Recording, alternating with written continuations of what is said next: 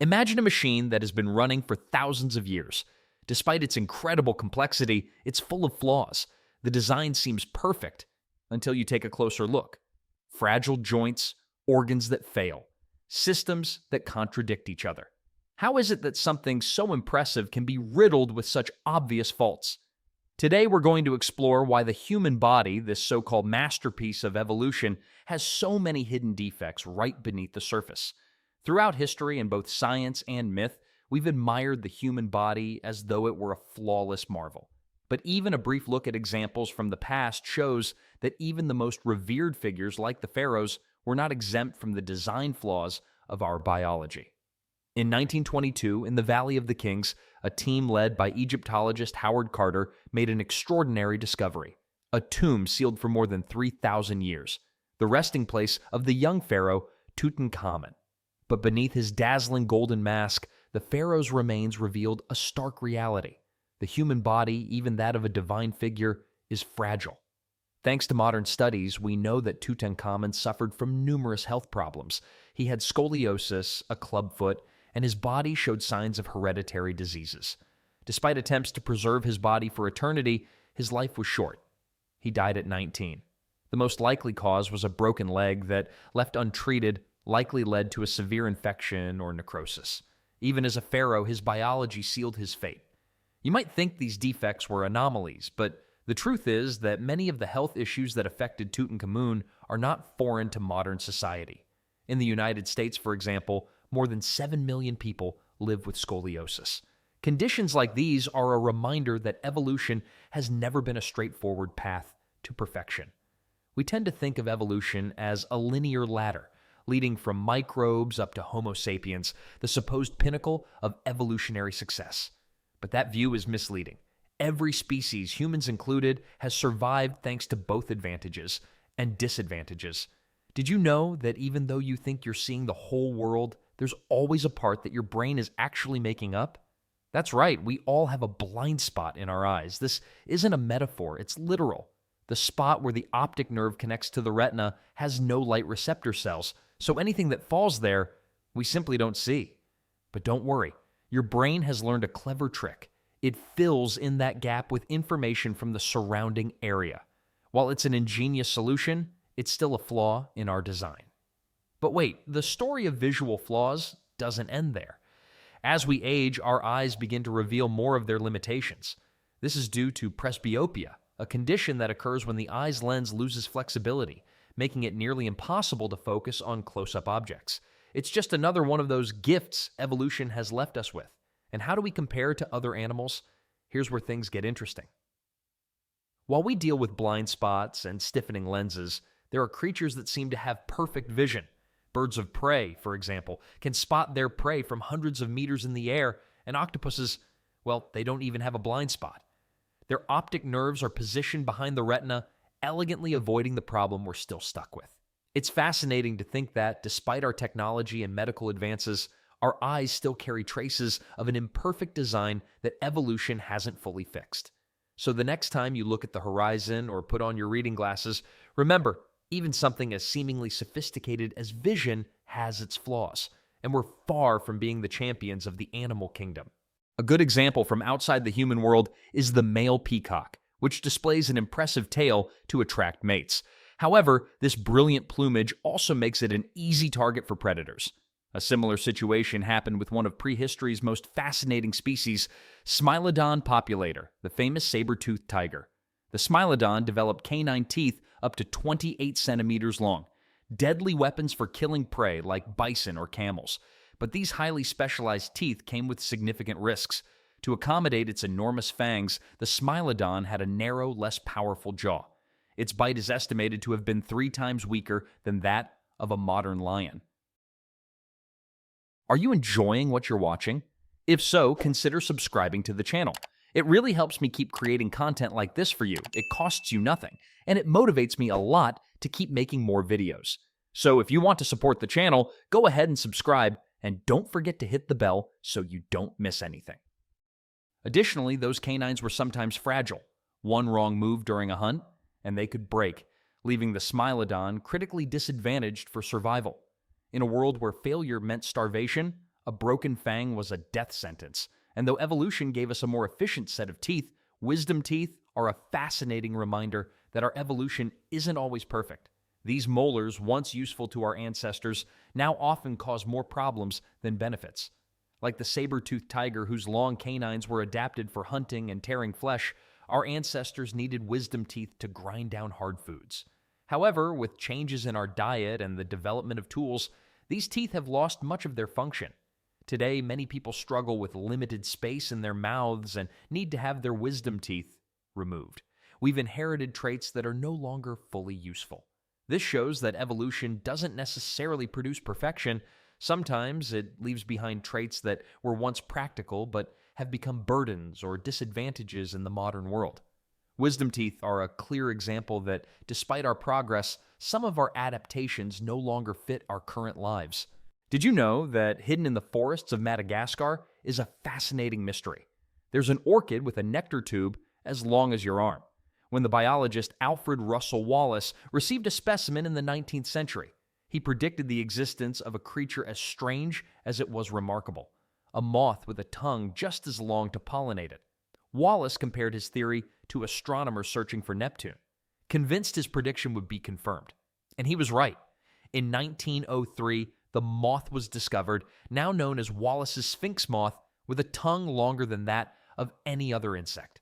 This is a perfect example of how nature adapts in incredible ways to survive. But if you think this is unusual, get ready because Wallace's Sphinx moth is just the tip of the iceberg when it comes to evolution's oddities. Let's turn to the depths of the ocean where one of the most enigmatic creatures lives, the deep sea anglerfish. This eerie marine predator looks like something from a nightmare, with a glowing lure protruding from its head to attract prey and jaws that can open at impossible angles. But the strangest thing isn't its appearance, it's its reproduction. The females, fierce hunters, carry around what scientists once thought were parasites. But these parasites are actually tiny males that fuse with the female's body, becoming nothing more than a pair of gonads to fertilize her eggs. The males live only to reproduce, attaching themselves to the females as though they were part of her. After seeing such extreme examples, one might think that humans are almost normal in comparison, or are we? Take a look at your eyes, especially the white part around the iris. This area is called the sclera, and although it seems ordinary to us, it's extremely rare in the animal kingdom. In most species, the sclera is either pigmented or barely visible. So why are humans different? The answer lies in our social nature. Having a white sclera lets us easily follow each other's gaze, enhancing our ability to communicate wordlessly, build trust, and socialize. Without us realizing it, those small details in our eyes make us better at what we are, social creatures. But not everything in our body has such an evident purpose. Take the appendix, that small pouch in our intestines that seems to serve no purpose. Some scientists suggest it might act as a reservoir for gut bacteria, but the reality is that many people live without an appendix with no problem at all. What we do know is that it can become inflamed, causing appendicitis, making it a part of the body that's often more dangerous than useful. It's no wonder that appendectomies, the surgery to remove it, are among the most common procedures in the world. So if we can live without an appendix, why do we still have it? It's one of those questions evolution leaves us without a clear answer. As we ponder these curious examples of evolution, from moths with impossible tongues to fish that live in the darkness with bizarre lives, one thing is clear. Nature always finds ways to surprise us, and every corner of our planet holds secrets waiting to be discovered. For Darwin, life on Earth was like a vast battleground, where every organism competed to survive in a constantly changing world. In this environment, those individuals with slight advantages, maybe greater endurance, better camouflage, or sharper intelligence, were more likely to survive and reproduce. These traits, passed on to their offspring, became increasingly common. In this way, nature itself selected the fittest. But the most striking part of Darwin's theory wasn't the competition, it was the concept of evolution. Surprisingly, when Darwin published On the Origin of Species, many naturalists already accepted that species could change over time. However, most believed that this change had a predetermined outcome, usually culminating in something perfect like the human mind. For Darwin, however, there was no master plan. Evolution was the result of small random events, not a guiding force. One of Darwin's biggest critics, Ernst von Baer, was convinced that blind forces couldn't produce something as complex as life. On the other hand, Thomas Henry Huxley, known as Darwin's bulldog for his defense of natural selection, didn't initially believe in the theory. He thought evolutionary changes were too small to explain the incredible diversity we see in nature. Many scientists of his time, including Huxley, preferred the idea of saltationism, a theory suggesting that species didn't change gradually but through major evolutionary leaps. One of the biggest criticisms of Darwin back then was the supposed lack of transitional fossils to demonstrate the intermediate steps between species. But just as these doubts were spreading, the Archaeopteryx was discovered. This fossil, halfway between a dinosaur and a bird, had feathers and rudimentary wings along with reptilian features. It was the tangible proof the scientific world needed, a link that showed how over millions of years species could transform gradually, just as Darwin had proposed.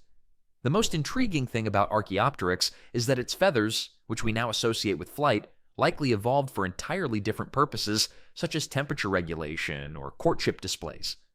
Only later were they repurposed for flying. This is a reminder that evolution doesn't follow a set plan. Adaptations can take on new functions as new needs arise, and surprisingly, this also happens in humans. Our bodies are full of traits that were useful at some point in evolution, but now seem outdated or even problematic. That's just how nature works. While some adaptations push us forward, others linger as relics of the past, leaving us with a body that still bears the marks of its evolutionary history. For example, our lack of body hair makes us vulnerable to cold temperatures and sunburn. Without protection, prolonged sun exposure can lead to skin cancer. But losing our body hair wasn't just a mistake. In exchange, we developed the ability to sweat, an efficient cooling mechanism that allowed us to hunt for long distances in the intense daytime heat. However, this design remains imperfect. If we avoid the sun entirely, our vitamin D levels drop, affecting our bones and immune systems, and if we spend too much time indoors and inactive, our muscles weaken, and we accumulate fat in ways that harm our health. Every benefit comes with a cost. Sometimes evolutionary traits persist not because they're useful, but by accident in a process known as genetic drift. Imagine a bag full of red and blue marbles. If you pull out a random handful, you're unlikely to get exactly half of each color. Maybe you'll get 70% red and 30% blue. Now imagine this happening in a real population, where a natural disaster wipes out 70% of individuals, leaving the survivors with reduced genetic diversity.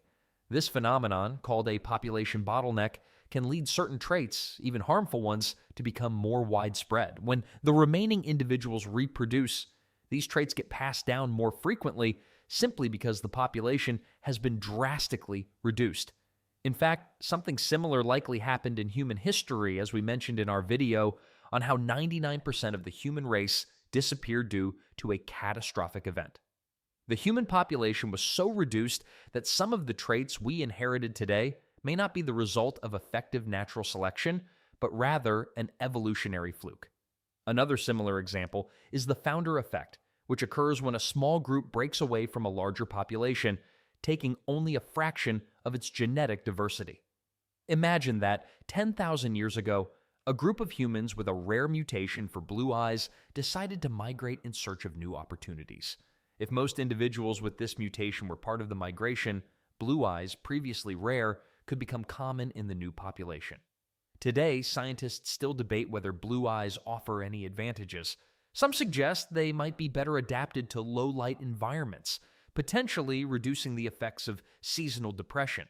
However, there are also disadvantages. People with lighter eyes tend to be more sensitive to light and may be more prone to corneal damage from ultraviolet radiation. Being bipedal allows us to use our hands with great skill, which sets us apart from other primates. However, this adaptation has limited the mobility of our feet, making us less agile for climbing trees. Few animals in the animal kingdom habitually walk upright. Besides humans, only birds, kangaroos, and some rodents do so. Others, like lizards and cockroaches, can briefly adopt a bipedal posture to escape quickly, but not consistently. Our femur, along with the tibia-fibula duo, can support up to 5,000 pounds of weight. But the real issue lies at its point of connection, the knee. If you look closely, the knee is a complex set of fluids, cartilage, tendons, and bone pieces, all held together by 4 relatively thin cruciate ligaments that allow us to stay upright. For this reason, the knee isn't fully flexible sideways, which makes it vulnerable. That's why there are so many injuries in sports like soccer or basketball. A hard hit or a sudden twist can tear the cruciate ligaments. Plus, the knee design isn't particularly durable in the long run. To prevent the bones from colliding with each other, we have cushions like menisci and cartilage. But over time and with constant walking, these wear down, causing pain and issues like the well-known arthritis. Although birds share bipedal locomotion with us, their anatomy is quite different. When walking, birds take on a digitigrade stance, moving on their toes, which gives them agility and speed. Humans, on the other hand, are plantigrade, meaning we place the entire sole of the foot on the ground. This stance provides us with greater stability and endurance for long-distance walking, but sacrifices the speed and acceleration that birds and other animals have. Another distinctive feature of humans is our S-shaped spine, a design crucial for keeping the body upright and distributing weight across the hips and legs. This curvature also acts as a shock absorber during movement. By contrast, birds have rigid spines, which give them stability in flight and make them less prone to spinal problems. Additionally, their weight is distributed horizontally, reducing stress on the spine. In our case, we carry the weight of our bodies vertically, increasing pressure on our spine. This is one reason we suffer from back problems so frequently. Every part of our anatomy is designed to battle gravity. From the shape of our feet to the curve of our spine, everything in the human body is a balance between stability, mobility, and resilience. When humans adopted a bipedal stance, our bodies faced a few unexpected challenges. Our spine, originally designed to bear weight in a horizontal position, now had to contend with gravity vertically.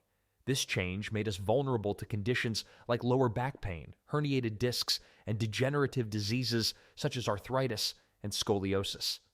Bipedalism also changed the structure of the pelvis, making it narrower to allow for efficient walking. However, this change compromised the birth canal, leading to complications like cephalopelvic disproportion, where the baby's head is too large to pass through the pelvis. This makes childbirth more painful and risky compared to other mammals who generally give birth without major issues. In the animal kingdom, longer gestation periods typically mean shorter times to maturity after birth. A newborn calf, for instance, can often walk on its own within days or even hours.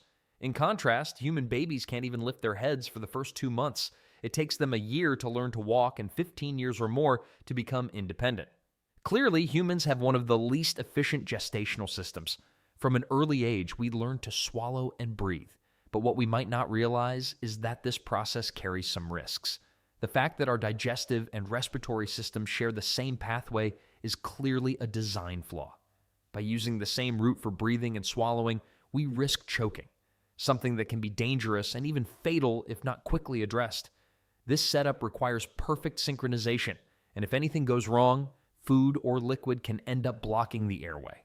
The worst part is that despite this risk, evolution hasn't done much to improve it, showing it's far from an ideal solution. On the other hand, there are some upsides. By sharing the same pathway, we can do something that few animals can: speak. The fact that air and sound use the same route allows us to form words and communicate in complex ways, which would be difficult or require a much more complicated system otherwise. Plus, having a single pathway for breathing and eating simplifies our anatomy, making it more energy efficient. So while the system has its flaws, it also gives us key advantages, like the ability to speak. Another topic to mention is ankle sprains, a frustrating part of the human experience that reveals the fragility of our bodies despite evolution. Unlike many animals that have developed limbs optimized for speed and agility, like cheetahs and kangaroos, our ankles are designed more for stability than dexterity. This evolutionary trade-off, necessary for upright walking, comes at a cost. While other animals can move with agility without much risk, humans often end up with sprains from a simple misstep. Evolution then shows that it doesn't always aim for perfection, but rather what is good enough for survival, leaving us with vulnerable, injury-prone ankles. A recent study in Nature revealed that around 25 million years ago, the apes that led to humans began losing their tails as they adopted a bipedal stance.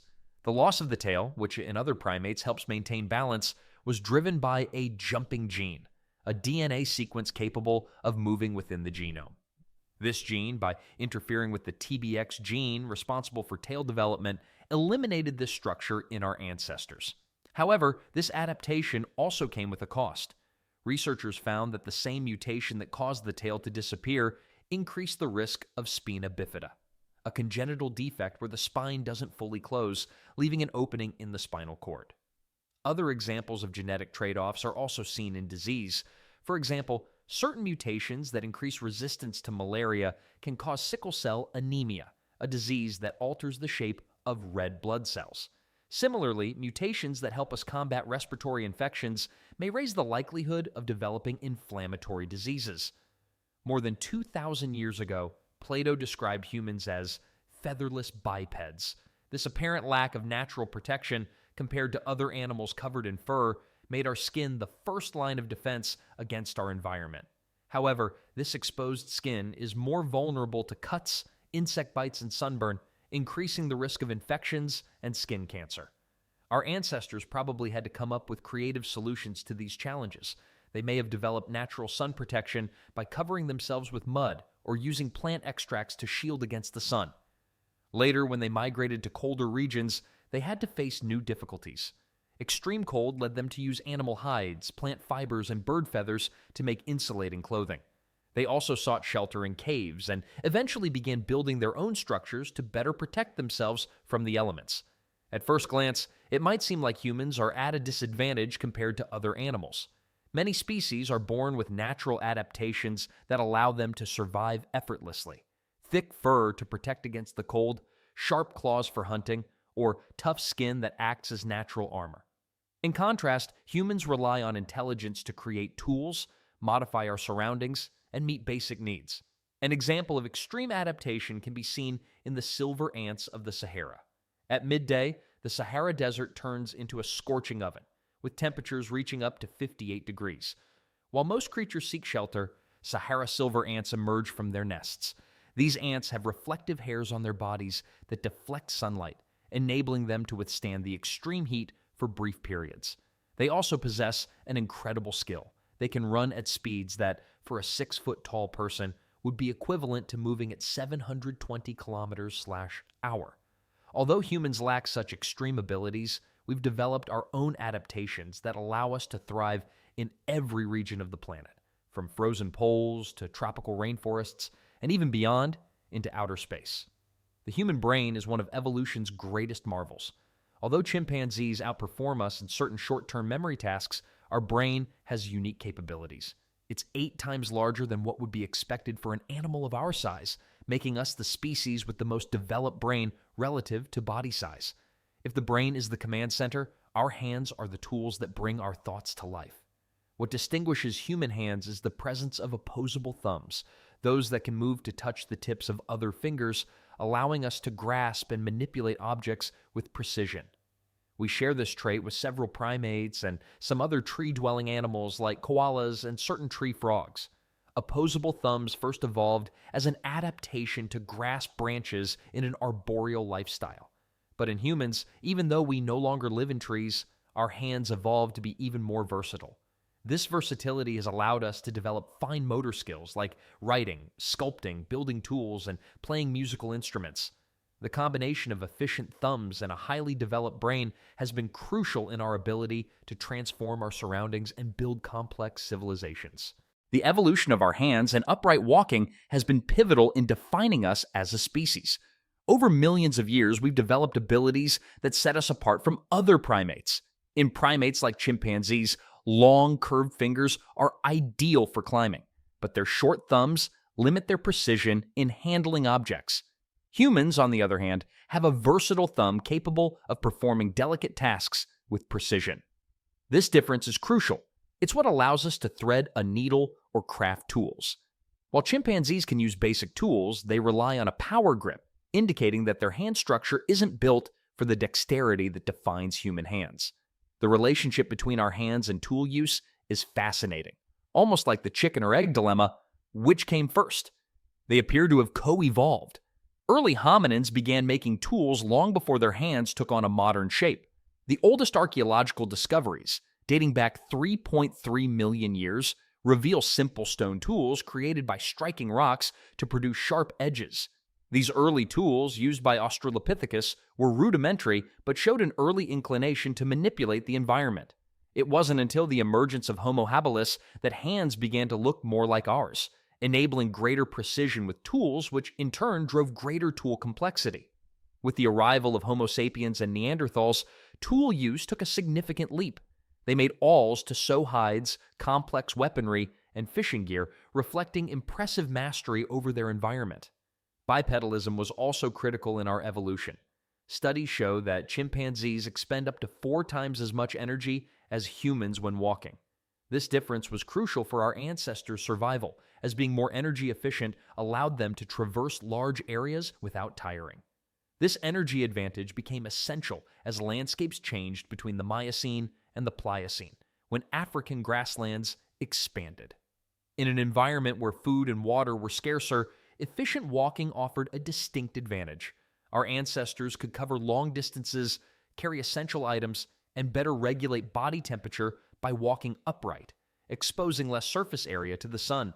Human evolution has driven remarkable adaptations, including one of the most notable, the loss of body hair. This change likely occurred gradually and was driven by the same environmental pressures that favored bipedalism.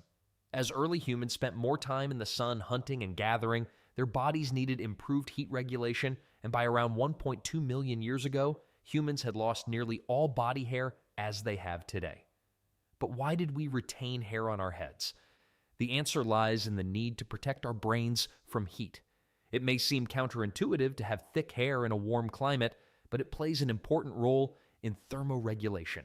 Walking upright exposes our heads directly to the sun, increasing the risk of overheating. Evolution found a solution to protect the head without hindering the body's ability to cool.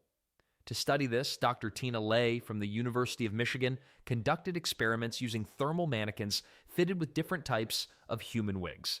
Far from being a liability, hair reduces the amount of heat absorbed by the head from the sun. Interestingly, tightly curled hair proved most effective, as it reduced heat gain without interfering with the body's ability to shed heat.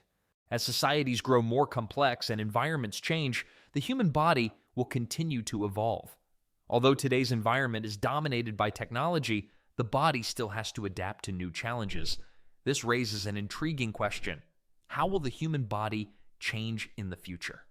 Imagine a futuristic city, a landscape of glass and steel, where it's never truly bright by day nor completely dark by night. In this urban setting, life finds a way to adapt in surprising forms.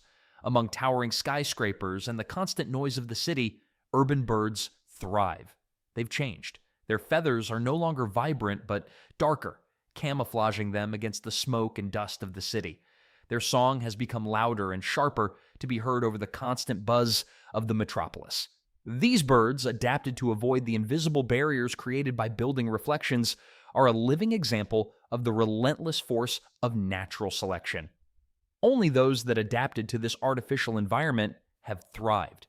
This phenomenon has already been observed in various cities, where some birds sing at different pitches to adapt to urban life. It's a reminder that nature doesn't stop, even in human-controlled environments. What's happening to the birds might offer a hint of what's in store for humans. Although biological evolution appears to have slowed, the human body remains susceptible to change, and as the world changes, our bodies likely will too. Let's envision a scenario 5,000 years in the future. Humans have advanced beyond their ancestors, evolving in harmony with nature. In this future world, humans are taller and free of diseases that once plagued them. Although this may sound utopian, it's not entirely unrealistic. Historical and contemporary data show that advances in nutrition and health have favored an increase in human height. Average height has risen by as much as 20 centimeters in some regions in just a century. Medical advances have already surpassed what past doctors thought possible. The introduction of antibiotics, such as Alexander Fleming's discovery of penicillin in the 1920s, drastically reduced mortality from bacterial infections. Vaccination campaigns have eliminated deadly diseases, In 1980, the World Health Organization declared smallpox eradicated, and polio was eradicated in Europe by 2003. Another likely shift in the evolution of future humans concerns brain size. Surprisingly, human brains will probably be smaller. This might sound counterintuitive, but a reduction in brain size has already been observed over the last 10,000 years, likely due to changes in social organization, diet, and a reduction in physical aggression. In the Neolithic period, the transition from a nomadic lifestyle to an agrarian one and the emergence of civilizations reduced the need for individual survival skills. Agriculture provided food security, and responsibilities were distributed among communities, decreasing the evolutionary need for large brains. As a result, our brains are now about 150 cubic centimeters smaller than those of our Ice Age ancestors. Additionally, large brains are energy intensive, consuming around 20% of the body's total energy, even though they make up only 2% of body weight.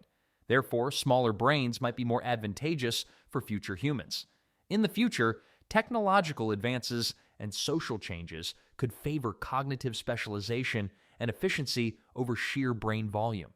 This scenario invites us to reflect on the limitations of the human body. Evolution doesn't aim for perfection, but rather adaptation. We may see ourselves as the most intelligent creatures on the planet, but evolution doesn't work that way. It's not a ladder reaching toward a higher rung, it's a bush growing in multiple directions. This evolutionary bush continues to grow, with new branches sprouting as others wither and die.